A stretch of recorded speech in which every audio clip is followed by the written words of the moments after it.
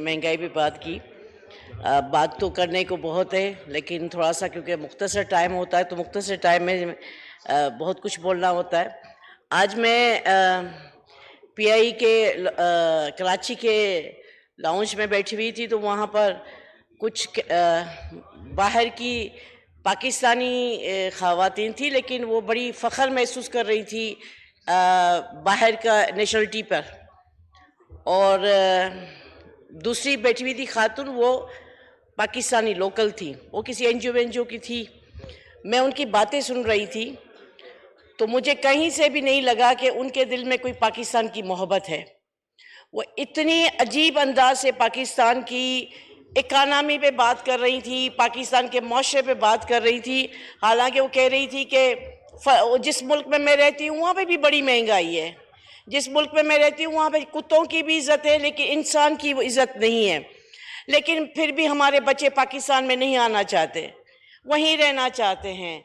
अगर पाकिस्तानियों की सोच में अगर ये चीज़ है कि दूसरे मुल्क की ग़ुलामी कबूल है उनको, लेकिन अपने मुल्क की ये मोहताजी वाला जो पीरियड है, जो तकलीफ़ वाला पीरियड है, उसमें से पाकिस्तान को हम सब ने इकट्ठे होकर निकालना है, उसके लिए कोई तैयार नहीं हो रहा।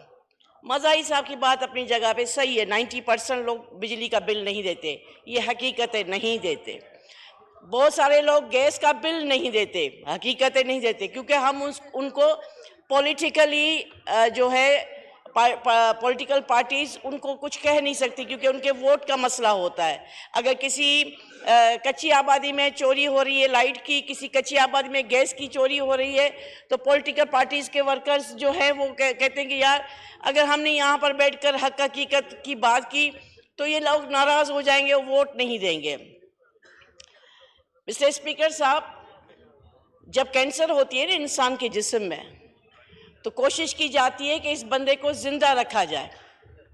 उसके लिए उसके उस उज़्वे को काट दिया जाता है जिसकी वजह से कैंसर बन रही है। टांग में है तो टांग काटी जाती है, पाँव में है तो पाँव, हाथ में है तो हाथ काट दिया जाता है, क्योंकि उस शख्स को बचाना होता है। हमारे मुल्क को भी करप्शन ने खा लिया है, कैंसर की तरह लगे। मैं पब्लिक अकाउंट्स कमेटी की मेंबर हूँ।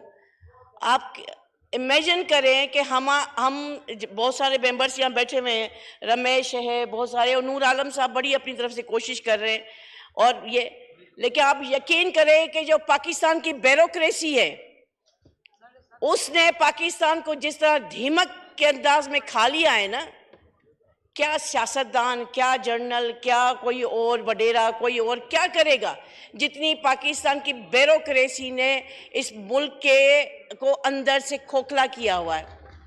हमें इस पर ऑपरेशन करना पड़ेगा, हमें इस पर।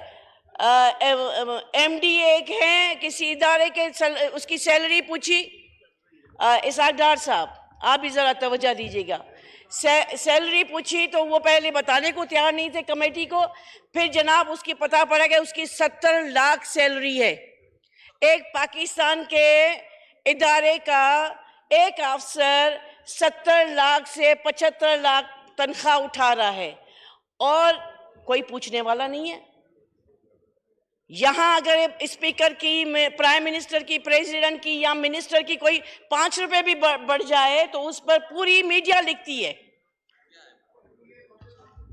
पूरी दुनिया लिखती है। मैं सिर्फ ये कहना चाहती हूँ कि इसाक डार साहब तजर्बेकार इंसान है, ये बम यकीनन हम सब पर गिरा है। ये कोई ये न कहे कि मैं बच जाऊंगी या मैं बच जाऊंगी, ये बम हम सबके ऊपर गिर रहा है। लेकिन क्या आपने टैक्स के सिस्टम को ठीक किया है?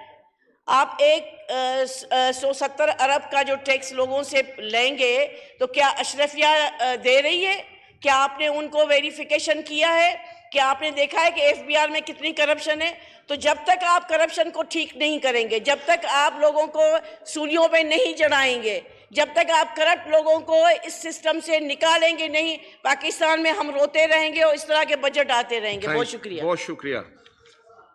रुमीना खुर्शीद आलम साहिबा, motion please move the motion.